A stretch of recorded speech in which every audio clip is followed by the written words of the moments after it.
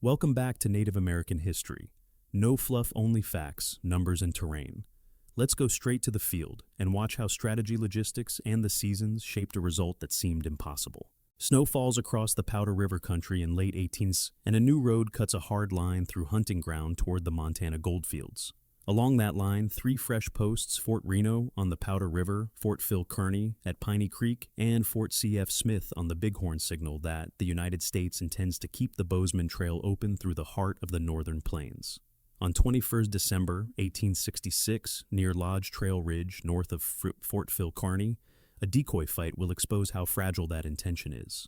The principal actors are Red Cloud of the Oglala Lakota, with allied Northern Cheyenne and Northern Arapaho, and Colonel Henry Carrington, commanding United States infantry and limited cavalry in Wyoming Territory and Montana Territory. The central question is direct. Between 1806 and 1868, how did Red Cloud apply pressure in a way that closed a federal road without storming its walls? The setting fixes the stakes. The Bozeman Trail links the North Platte River to the Yellowstone Corridor and onto Virginia City diggings. Every mile of this corridor demands escorts for wood, hay, and freight. Each fort depends on daily cutting parties beyond its palisade. This is not a campaign of sieges and ladders. It is a contest of movement, discipline, supply, and chosen ground. If the road can be made unsafe for emigrant trains and contractors, the posts lose their purpose. If the posts cannot project mounted force beyond the ridgelines, the road becomes a line of isolated islands. The significance rests in outcome. By the spring of 1868, commissioners at Fort Laramie will face a fact that patrol reports have already written. The forts cannot both feed themselves and keep the corridor open against a coalition that picks the time and place of every fight. The treaty that follows will remove the posts and close the road.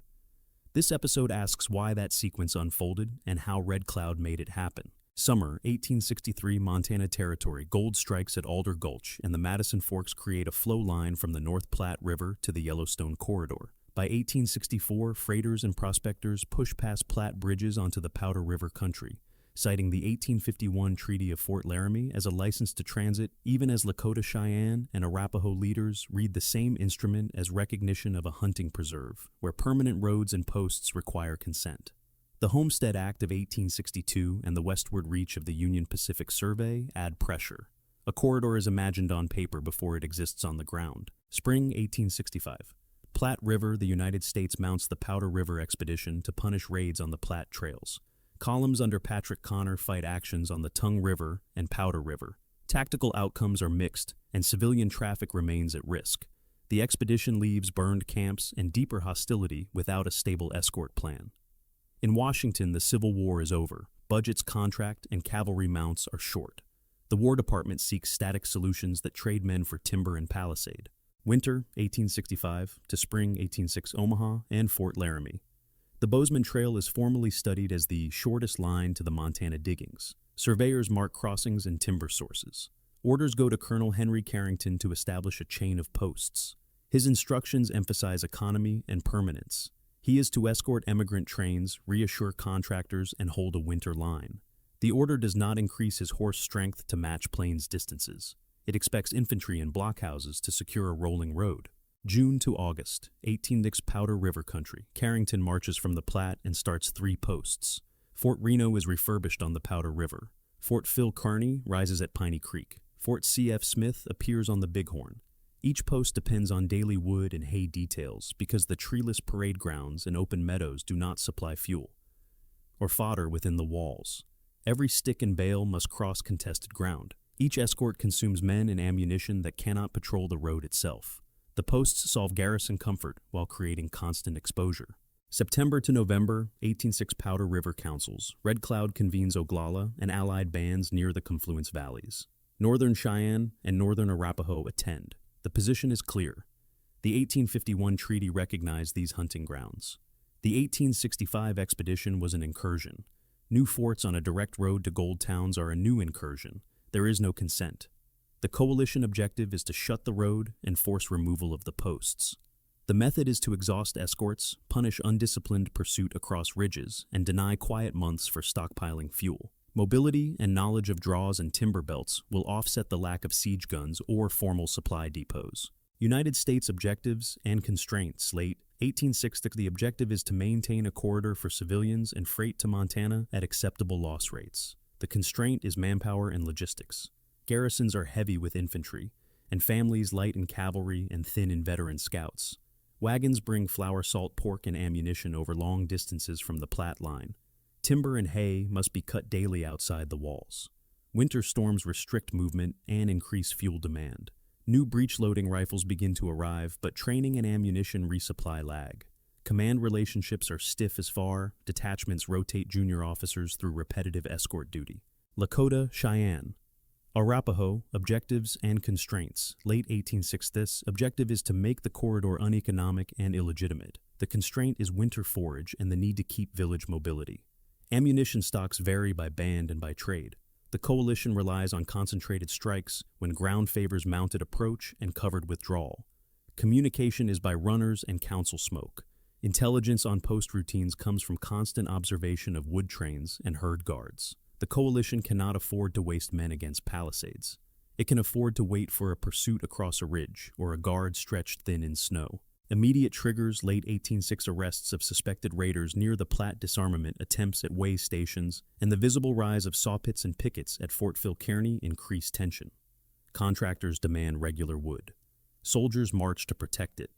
Small losses accumulate into a belief inside the posts that quick offensive movement will restore control. That belief meets a decoy plan beyond Lodge Trail Ridge on 21st December, 1806. After the Fetterman disaster, both sides adjust. United States officers tighten escort discipline and experiment with wagon box cover. Coalition leaders test the new breech loaders and adapt rush patterns. Policy and administrative shifts. 1867 Congress appoints the Indian Peace Commission. The War Department must justify every post and escort in dollars and in lives, while the Interior Department argues for reservations and defined corridors. Field commanders report that forts without horse mass cannot police a road. Commissioners hear that any treaty which leaves the three posts standing will fail. Rations at agency sites to the south become bargaining chips. The buffalo herds already feel pressure from traffic and market hunting, complicating winter food security and making every hay meadow near a post a point of friction. Logistics snapshot. Mid-1867 United States posts require daily cordwood measured in wagon loads and monthly flour measured in tons. Ammunition arrives in wooden crates that cannot be spared for long patrols, because escorts consume the same rounds. Draft animals must be grazed or fed, cut hay within ride distance of walls. Every escort reduces the available reaction force. Coalition camps place villages near river timber for shelter move, when forage thins and concentrate fighters by signal for planned strikes. Mobility substitutes for depots. The road remains a series of exposed chores rather than a secured line. By early 1868, both the ledger and the patrol reports point one way. The forts can stand. The road cannot flow. The proximate cause is the daily drain of escorts. The deep cause is a corridor imposed across a center of gravity without consent or mounted supremacy. The buildup ends at a negotiating table because neither side needs a formal siege to prove the point. The price of every stick of wood has already done that. Snow grips Piney Creek on December 6, 1806. A small decoy party flickers in and out of view along the wood road north of Fort Phil Kearny, while an emigrant wagon train crawls toward the pinery. The garrison responds by routine signal, long bugle calls from the palisade, then a messenger at the gate with orders, then an escort under a junior officer stepping off at a trot. The attackers do not stand. They draw the guard beyond easy support, then slip behind ridges and timber belts to nip at the flanks until the column halts and returns to the walls. Inside the post, the effect is immediate. Every stick of fuel now looks expensive because every rescue burns cartridges and men who cannot be spared for road patrols. That pattern, set on a clear, cold morning, teaches both sides how reaction time and ridge lines will decide the winter. The larger test arrives on December 21, 1806, along the route over Lodge Trail Ridge. The sky is bright and the ground is hard with frost. A wood train signals trouble by messenger and by the steady crack of distant rifles. Captain William Fetterman is sent to cover the train with a mixed detachment, understanding instructions not to cross the ridge. A decoy group rides just far enough ahead to promise a quick success if only the column presses a little more. The pursuit crosses the crest line and breaks sight with the fort. On the far side, Lakota and Northern Cheyenne parties wait in coulees and along low folds of ground west and east of the trail. The first volleys tear up the head of the column. The rear tries to pivot into a defensive knot but is split and rolled. By early afternoon, the firing dies out and couriers gallop south with the news. 81 United States soldiers and civilians are dead. The road is open to no one that day, and the reality of a sustained coalition in the field is beyond doubt. The winter that follows sees fewer large probes from the fort and more ration cuts, horse losses, and discipline measures inside the stockade. Civilian traffic along the Bozeman line thins to a trickle. Summer opens a new phase. After the Sundance season in late July 1867, Allied camps on the Rosebud coordinate pressure on both ends of the line. At Fort C.F. Smith on the Bighorn hay crews, worked 2.5 miles from the post, inside a rough corral of logs and earth. On August 1st, 1867, pickets see mounted parties descending from the bluffs and race the cutters into the corral. Signals are by line of sight, dust plumes over the valley, a messenger to the gate, and later a relief column that leaves the fort hours after the first shots. Inside the corral breech-loading, Springfield Model 1866 rifles let a 30-man mixed group of soldiers and civilians fire from prone cover, while mounted warriors try to carry the position by speed. Attempts to fire the grass fail when the wind shifts. Pack animals drop under fire, mules die in the enclosure, the water barrel runs low. A relief force reaches the corral by sundown, and the attackers pull away. The garrison has held, but the day has shown a second truth of the theater. The posts can win on chosen ground, and still fail to make the road safe. Immediate effects include wounded moved back by wagon at night, sharp criticism of delayed support in official correspondence, and a new caution in how far details range from the walls. The next morning, August 2, 1867, near Fort Phil Kearny, escorts and civilian crews at the Pineries face another massed attack.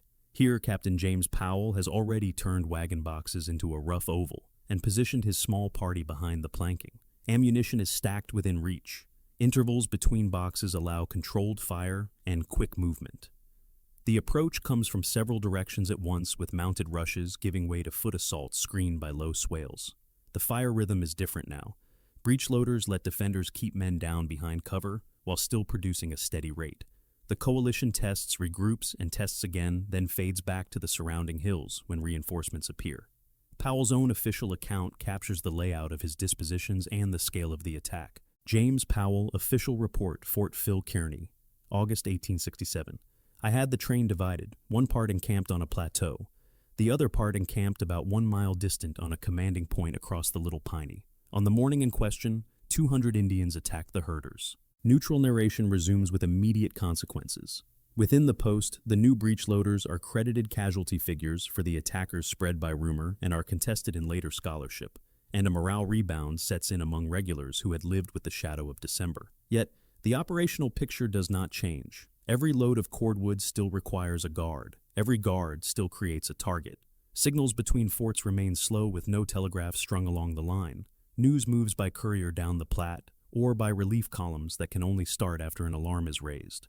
Civilians are told to keep teams harnessed and to bunch loads in fewer trains. Commanders adjust standing orders to keep parties behind cover whenever possible and to forbid pursuit over ridges. The tactic reduces losses, but it also cedes the open ground to observers who can choose the next time and place. By late summer, a second relief pattern has hardened. At Fort C.F. Smith, during the Hayfield fight, messengers reach the post while the sound of firing still rolls up the valley, but mounted support goes out in stages and under fire. At Fort Phil Kearny, during the Wagon Box fight, a howitzer shot is used as a signal round to steady embattled defenders at distance. In both cases, the road itself remains the weak seam. Escorts cannot protect woodcutters and hay crews, and also project confidence farther than a few miles from the palisade. Civilian freighting companies begin to price risk into contracts or to avoid the line completely. The immediate effect is economic as much as tactical: fewer wagons, longer intervals, and posts that become islands living day to day on what they can cut within reach of their guns. Through these incidents, the coalition's method stays consistent. Oglala and Mini-Conjo scouts mark routines and count guards. Northern Cheyenne riders study how long it takes a column to clear the gate and how far it can be drawn before support falters. Arapaho allies add numbers on days when the ground is perfect and the wind favors fire. Season and weather shape each contact. Early winter makes pursuit brittle over snow and ice beyond Lodge Trail Ridge. High summer bakes hayfields into tinder that can be turned into smoke screens. The signaling tools on both sides remain simple, and local runners vantage points a gunshot at long range to warn a working party, so delays accumulate into opportunities. Each skirmish displaces someone. A family train waits at the Platte for a larger escort. A contractor shuts down a crew for a week. A garrison doctor writes another report on frostbite or arrow wounds. What rises through these dated incidents is pressure, not spectacle. A road protected by 3 forts is not open if the space between them belongs to the other side. Cold, tight wind rules Piney Creek through the winter of 1862-1867, and the campaign hardens into a pattern that looks simple on a map and feels brutal on the ground. 3 United States posts stand as anchors along a road to Montana diggings. Fort Reno on the Powder River holds a refurbished palisade with infantry details and thin cavalry screens. Fort Phil Kearny near Piney Creek is the largest heavy, with families, teamsters, and carpenters inside the walls and dependent on daily wood and hay escorts outside them. Fort C.F. Smith on the Bighorn watches a valley of hay meadows and broad crossings. Against these fixed points, Red Cloud coordinates Lakota bands with Northern Cheyenne and Northern Arapaho allies. The coalition does not marshal in a single column. It concentrates by opportunity. Scouts mark routines. Runners carry council words. Attacks seek ground that breaks a formation or pins a working party far from help. The order of battle in practice is the order of chores. United States strength at Fort Phil Kearny rises and falls with escort size. Usually a few dozen infantry with a handful of mounted men, 1 or 2 non-commissioned officers in charge of spacing, and a junior officer whose task is to keep a wood train moving and out of trouble. Breech-loading rifles arrive by late spring, but ammunition is finite and allotments are tight. A mountain howitzer may answer a distant alarm more signal than artillery. At Fort C.F. Smith, hay details mixed of soldiers and civilians habitually push 2 to 3 miles from the gate to cut and stack. Draft animals eat the same hay they are sent to bring in. Every bale costs time and risk. The coalition order is fluid. Oglala and mini-Conjou groups bring fast riders who can open a fight with decoy pressure and peel away over the folds and timber belts. Northern Cheyenne parties add weight for a massed rush when defenders overextend or look thin. Arapaho allies ride with them on days when the ground and wind favor speed or fire. The coalition does not carry siege gear. It carries information about slopes, snow crust, and the time it takes a relief party to clear a post gate. It also carries a rule that proves decisive over months rather than hours. Avoid the palisade, punish the escort, deny the quiet season. The rules of engagement inside Fort Phil Kearny after early December are explicit. Orders instruct escorts to protect working parties and not to cross Lodge Trail Ridge in pursuit. That line is a boundary not only of ground, but of command control. On 21 December 1866, the line is broken. A decoy succeeds and a mixed detachment is destroyed beyond the ridge. In the aftermath, the walls hold more tightly to routine. The garrison drills with wagon boxes as hasty cover keeps ammunition stacked, where men will fight, and assigns veteran guides to watch for decoys. Colonels write memoranda about discipline. Civilians learn to keep teams harnessed. The march path of the campaign is not a single advance, but thousands of yards repeated daily from gate to pinery and back from gate to Hayfield and back. Terrain and choke points rule those yards. The wood road runs through folds and draws that hide mounted men until the moment they choose to show. The hayfields sit within sight of the Bighorn bluffs, but far enough that a relief column must ride in the open for minutes that feel longer under fire. Creeks and low crossings dictate where wagons can turn or where a corral of boxes can be laid out. In winter, a crust on the snow gives decoy riders speed and punishes men on foot. In summer, dry grass and wind create smoke and sparks that cut sight lines and burn mule sheds. First contacts through early 1867 tend to be hard to fix from the walls. Sound rolls over hills.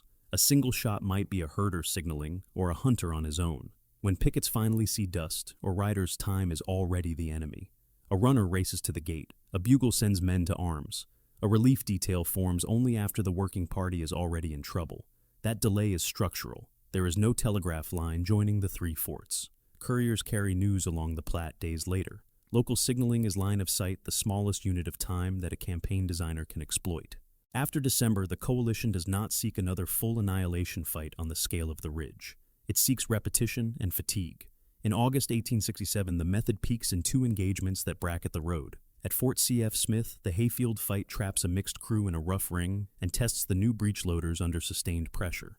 Casualties among the defenders are limited compared to December, but draft animals die in the enclosure water, runs low by afternoon, and the relief column arrives only near sundown. Casualty estimates for the attackers vary widely between post reports and later retellings, a dispute that marks the line between fact and folklore. Fact is the held corral and the delayed rescue. Folklore is every neat round number for warriors lost that cannot be squared with named burials. A day later, near Fort Phil Kearny, the Wagon Box fight proves that prepared cover and disciplined fire can hold against repeated rushes. Ammunition consumption is heavy but sustainable because resupply sits yards behind the line instead of miles down a road. United States fatalities number in single digits. Claims about coalition losses again range from modest to large, depending on the witness and the era. The operational result is the same in both places. A post can win on ground of its choosing and still fail to make the road safe. Winning a day costs cartridges and keeps the wood train working. It does not buy freedom of movement past the next ridge. Humanitarian outcomes accumulate while commanders count cartridges. Inside the posts, families live with ration cuts when freighting stalls. Hospitals record frostbite in winter, and arrow wounds from escort work in every season. Civilian crews rotate off duty with injuries that end contracts early. Outside the walls, coalition villages move to keep forage for ponies and to stay within reach of river timber for shelter. The coalition avoids large losses against prepared positions because every fighter lost is also a hunter lost. Emigrant traffic contracts as word spreads, and some trains wait at the Platte for larger escorts that never materialize. That displacement is economic as much as geographic. Merchants price risk into every load that dares the Bozeman line. Contractors complain in letters that find their way into department files, and those letters later find their way into commission rooms. Logistics stress becomes the spine of the campaign. Every escort is a subtraction from the reaction force. Every bale of hay requires 2 trips if a team falters under fire. Ammunition crates that reach a corral are ammunition that cannot be carried by a patrol riding farther out. Hay sheds near Fort C.F. Smith burn under sporadic attack and must be rebuilt. At Fort Phil Kearny, woodlots creep closer to the walls as crews tire and animals weaken. The forts stand but their shadows grow shorter in the country that matters the miles of road where an emigrant train would need to see cavalry on the horizon to feel safe. As the seasons turn into late 1867, the policy path begins to run parallel to the combat path. The Indian Peace Commission hears testimony that static posts without mounted masts cannot keep a corridor open. Department orders move cautious language into formal instructions to seek a negotiated end to the line. Red Cloud and allied leaders insist on abandonment first and signatures second. Winter camps settle along river timber, where ponies can forage and where meetings can be held. Runners connect camps with the news that commissioners may accept a closure if the costs on paper continue to match the costs in lives and freight. The campaign begins to write its next phase in council lodges and department offices as much as in coolies. 2 short records frame the way orders and after-action accounts shape the fight. The first is the negative rule that became a lesson paid in blood. Carrington Field, Order Fort Phil Kearny. December 1806, relieve the wood train, do not cross Lodge Trail Ridge. The second shows the defender's method once the lesson took. James Powell, after action note, Pineries near Fort Phil Kearny, August 1867. Ammunition within arm reach and box walls above the shoulder kept men steady. Fire only by target. Between those lines lies the central dispute that divides fact from folklore across later retellings. Did a singular genius of decoy tactics spring full-formed on one winter day, led by a named figure, in every version, or did a coalition apply known methods with discipline across weeks until one day turned catastrophic for a careless column? The record supports coordination and patience more than a lone stratagem. Names attached to the decoy vary by narrator and generation. What does not vary is the ground and the timing. Ridgeline lost, pursuit stretched, ambush sprung. By spring 1868, the campaign narrows to a policy corridor, door that mirrors the physical one it has just closed. The docket moves from department correspondence to a treaty table. Agency orders sketch future reservation lines, school rules, and ration issues to the south, while the northern plains demand an immediate step that costs the least in lives. Enforcement sequences are written as if they were marches. First, remove stores from the posts. Second, pull down palisades or burn timbers. Third, strike the road from official guidance to emigrants. Resistance and negotiation beat in time. Red Cloud refuses to sign until he sees with his own eyes that the posts are gone. Commissioners accept the proof before the pen. Across the seasons, the on-the-ground effects are visible even to a traveler who does not know the file numbers. Less wagon dust rises on the valleys. Fewer civilian teams risk the open meadows. The forts shrink from outposts of control into islands of survival. Coalition camps move with more freedom across the Powder River and Tongue River country. The last practical convoy up the line is not a bold train of emigrants, but an administrative column carrying out the remaining stores and records. Casualty ranges from the major incidents sit in the final reports and in later books, and they should be read with care. United States losses are counted by name in garrison ledgers. Coalition losses are estimated by observers who did not walk the lodges. In the Wagon Box and Hayfield fights, the gap between official United States fatalities and claimed attacker losses shows how quickly folklore fills a void. The campaign is decided not by a tally that can never be precise, but by a ledger of costs that everyone can see. Escorts burned cartridges faster than they created safety. Wood and hay ate men and horses. A road through a hostile center could not live on thin cavalry and hope. By the time treaty language is ready, the confrontation has already produced its decisive action. It is not a single charge or a captured gate. It is an abandonment order written because a coalition made a simple promise to the ground and kept it. The promise was that a road would never feel like a road. It would feel like work, and the work would always be under watch. Cold air settles over Piney Creek and the Bighorn in August 1867, and the turning point appears not as a single trophy field, but as a sequence that shifts initiative away from a federal road and toward a coalition that can choose ground at will. Who and where are precise. Captain James Powell's party stands behind wagon boxes near Fort Phil Kearny on August 2, 1867. A day earlier, a mixed crew holds the Hayfield near Fort C.F. Smith on the Bighorn. The objectives on both sides are explicit. United States officers must keep wood and hay coming, or the forts fail through cold and hunger. Red Cloud's coalition must keep every mile between palisades unsafe until the forts lose their reason to exist. Constraints frame the moment. Ammunition is measurable in crates that must be hauled under fire. Rations are finite and run thin when freighting pauses.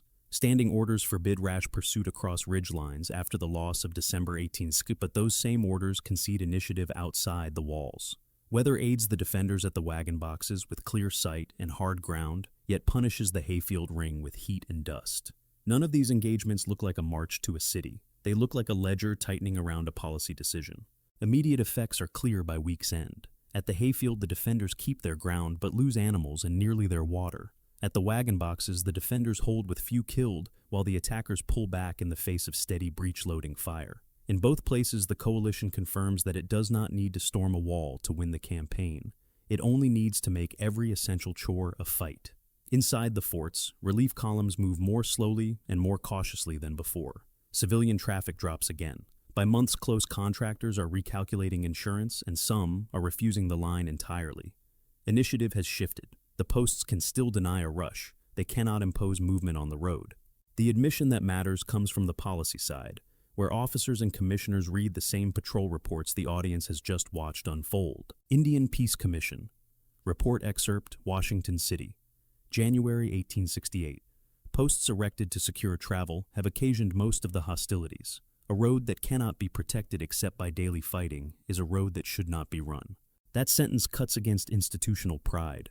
It also matches field reality. The forts can win set pieces and still lose the corridor. The coalition can bleed in unsuccessful rushes and still own the space between posts. Counterfactual thought kept tight and tethered to evidence clarifies the turning. If the United States had massed cavalry along the line equal to the daily escort requirement and maintained a telegraph spine reaction, times could have been minutes rather than hours. Decoy tactics would have risked interception in the open. If the Army had secured winter fuel and fodder stocks inside the walls, sufficient for months, wood and hay chores would not have offered daily targets. Those conditions did not exist. Budgets after the Civil War contracted. Horses were scarce. The telegraph was not strung. Every log and bale had to cross contested ground, and every escort subtracted from the very reaction force that might save it. Human cost seals the inflection. Names fill ledgers and winter counts alike.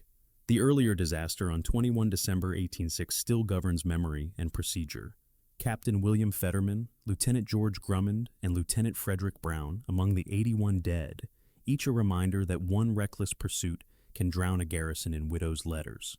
The wagon box defense records 6 United States dead and several wounded men whose families now carry the price of a successful day. Coalition losses in both August actions are contested, and often inflated in later retellings, a familiar gap between named burials and numbers repeated by rumor.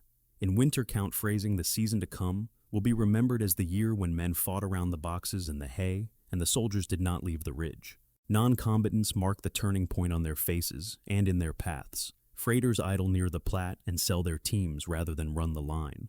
Civilian woodcutters accept shorter contracts and higher risk pay or refuse to re-engage. Inside Fort Phil Kearny and Fort C.F. Smith families live on tighter rations. Outside the walls, villages shift campsites to keep ponies on forage and children near timbered bends in the rivers.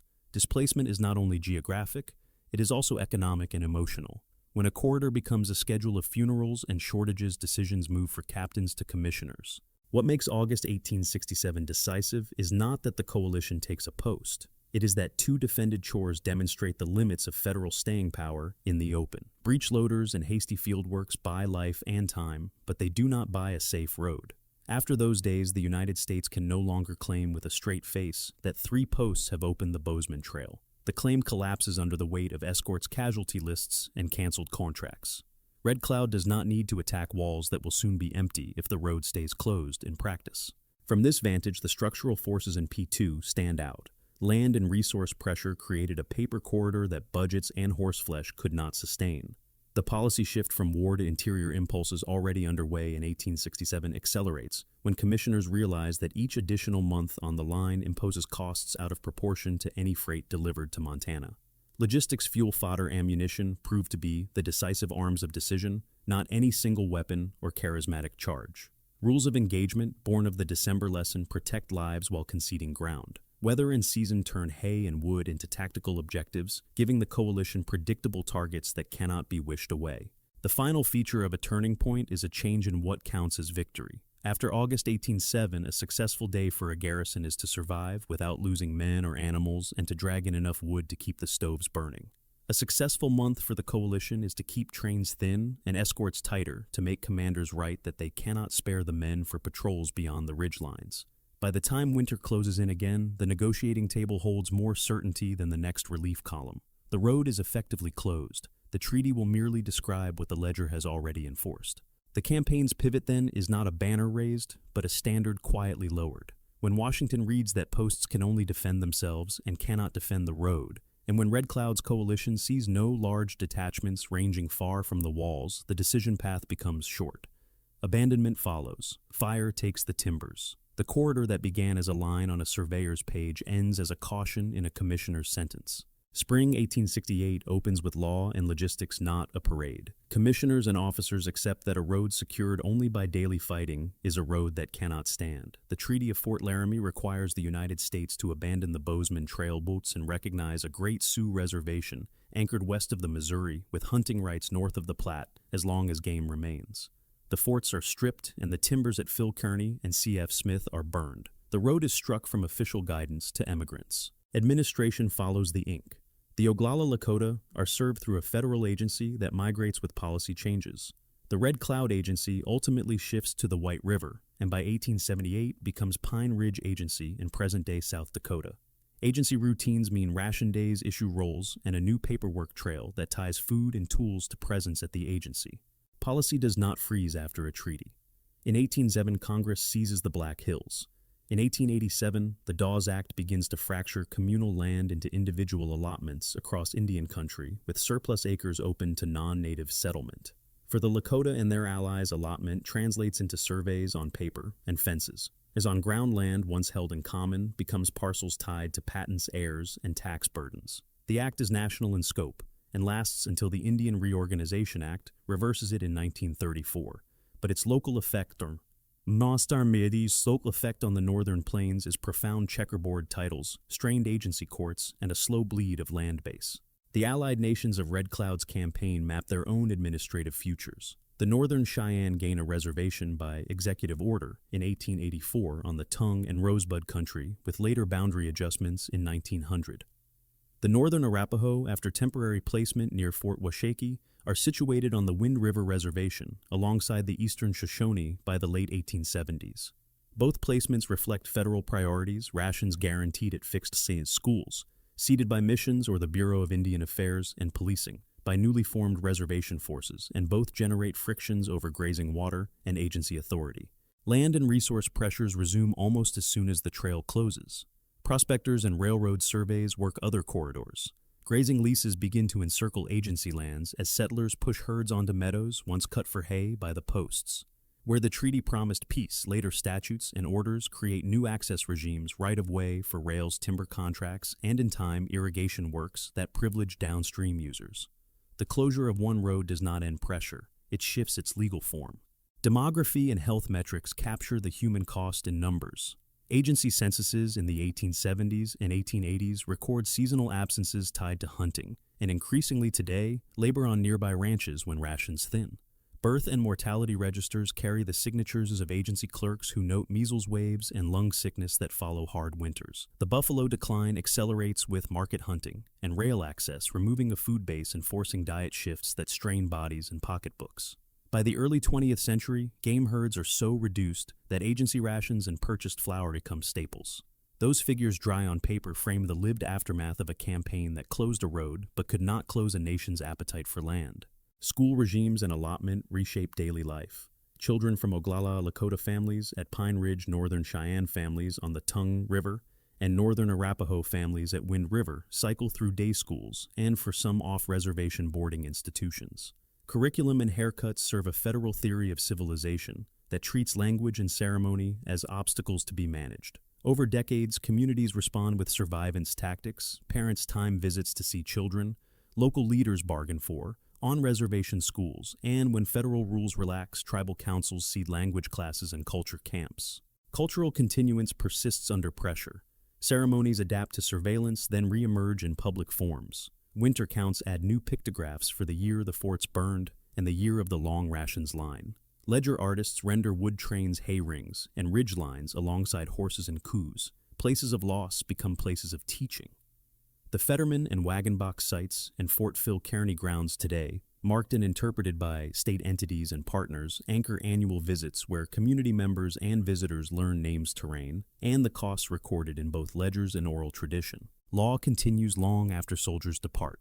In 1980, the Supreme Court holds that the United States took the Black Hills without just compensation in violation of the Fifth Amendment. The court orders payment with interest. Sioux Nation governments reject the money and pursue land remedies instead, a stance that ties present policy back to the 1868 promises and the ruptures that followed. The fund grows, the refusal stands, the legal record fixes both the injury and the response in the language of federal law. Continuance also looks forward. On the plains, buffalo return not as relics, but as living herds tied to food sovereignty, youth employment, and ceremony. The Intertribal Buffalo Council and allied programs support technical training, herd management, and product chains that reconnect meat and hide to community use. On Pine Ridge, the Charging Buffalo Meat House stands as a practical node in that system, processing tribally harvested animals and putting culturally central food back on tables. These are economic moves with cultural aims linking pasture and plate, classroom and corral. Memory travels in two languages at once, the language of place and the language of record. In place, Piney Creek folds, and the bluffs above the Bighorn carry the echo of woodcutters' axes and the rush of ponies. At monuments and markers, names fixed in stone pull visitors into a specific terrain where decisions once cost minutes and lives. In record agency ledgers, treaty pages, and court opinions bind events into a sequence: forts abandoned in 1868 under treaty, agency relocations in the 1870s, allotment surveys in the 1880s, a Supreme Court admission in 1980 that a taking occurred and compensation is due.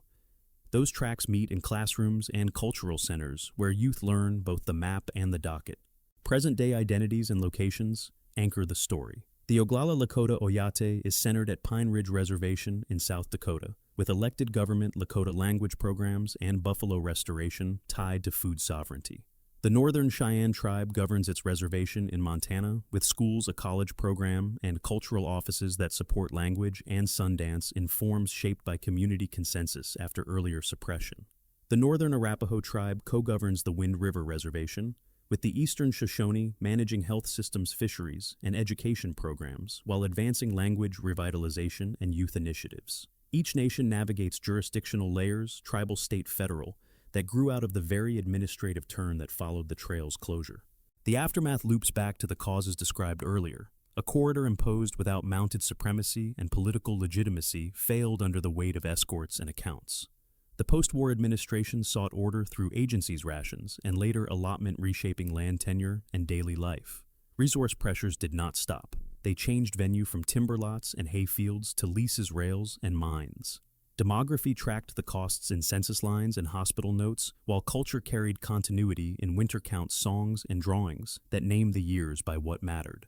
In law, the treaty and the later case law stand as bookends, one promising removal of forts and a defined peace, the other acknowledging a taking and offering money in place of land. Continuance is not static. It is buffalo on winter grass, a language class after school, a commemoration at a ridgeline, and a council vote on a grazing lease. It is also the ongoing choice to define memory by more than monuments, by the return to places and practices that made a coalition effective when a road tried to cross their center. The Bozeman Trail is gone, but the nations that closed it remain organizing, litigating, teaching, hunting, and raising children across country. They still know by heart. Across a long view of the northern plains, three conclusions hold. First, the Bozeman line closed because a mobile coalition made the space between forts uninsurable. Escorts burned ammunition faster than they created safety, and every bale of hay or cord of wood demanded a fight the Army could not afford to repeat. Second, the decisive instrument was policy forced by field conditions. The Treaty of Fort Laramie in 1868 ratified facts already written by patrol reports and canceled contracts. Abandonment was not a gesture, but a recognition that the corridor could not be held without mounted mass and a telegraph spine. Third, Red Cloud's war demonstrated that sovereignty could be enforced without taking walls. By denying the road's purpose rather than storming palisades, the coalition achieved a negotiated outcome on its terms and timetable. Debates remain where sources are thin or voices are partisan. Loss figures for the Wagon Box and Hayfield fights range widely. Garrison ledgers fix United States dead by name, while estimates for Lakota and Cheyenne casualties vary by witness and era. Responsibility for the 21 December 1866 pursuit is contested in after-action narratives and later memoirs. Some place blame on a reckless detachment leader, others on unclear command climate. The paperwork agrees only on the ridgeline crossed and the result. Attribution of the decoy party's leadership shifts across tellings, attaching different names to a tactic long practiced on this ground. What is stable is the terrain, the timing, and the coalition's discipline. These disputes matter for honor and memory, but they do not change the ledger that decided the road. Enduring legacies extend beyond monuments.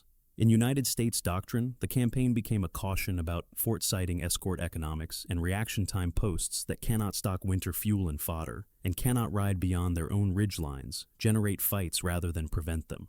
The breech-loading rifle's defensive value, under improvised cover, was confirmed, but so was its strategic limit when logistics and mobility are misaligned. In Lakota, Northern Cheyenne, and Northern Arapaho, memory, the closure is a proof of method councils that align bands' pressure that remains patient and a treaty signed only after the physical facts match the promised terms.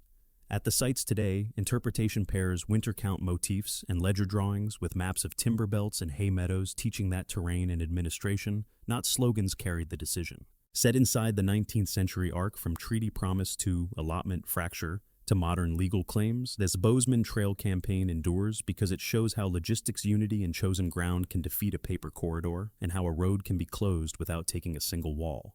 We moved from context and causes to key fights, treaty, and legacy. Which metric struck you most? Losses, reaction times, or escort costs? What event should we compare this to? Drop your thoughts below. Thanks for watching.